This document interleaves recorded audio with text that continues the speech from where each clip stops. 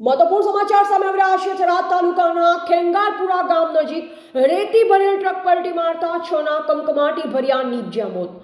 નાણાંની કામગીરી દરમિયાન 4 ના મોત, મૃતકોમાં 3 મહિલા અને એક બાળકનું નીપજ્યું હતું મોત।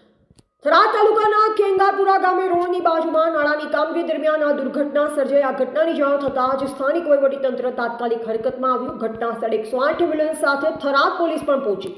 માટી નીચે દટાયેલ મજૂરોને બચાવવા માટે જેસીબી મશીન દ્વારા યુદ્ધના ધોરણે રેસ્ક્યુ ઓપરેશન શરૂ કરવામાં આવ્યું।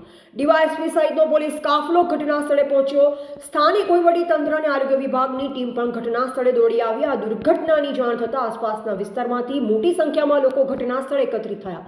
ટ્રક બેદરકારીપૂર્વક કાઢવા જતાં હાઈવો પલટી મારી ગયો। નાયબ પોલીસ અધિક્ષક SM વારોતરિયાએ જણાવ્યું કે આજ રોજ 4:30 વાગ્યાની આસપાસ ખેંગારપુરા ગામ પાસે રોડનું કામ ચાલુ। ત્યાં લોકો રોડની દિવાલ બનાવવા માટે માટી કાઢવાનું કામ કરી રહ્યા હતા। ત્યારે ત્યાંથી રેતી ભરેલ હાઈવા નીકળેલ। ત્યાં વળાંક પર ટ્રકવાળાએ ધ્યાન આપેલ નહીં। ત્યાંથી નીકળવા જેટલી જગ્યા નહોતી, છતાં તેણે ત્યાંથી ટ્રક બેદરકારીપૂર્વક કાઢવા જતાં હાઈવો પલટી મારી ગયો અને રેતી ભરેલ હાઈવા નીચે 3 સ્ત્રી અને એક બાળક દબાઈ જતાં તેમના મોત થયા છે।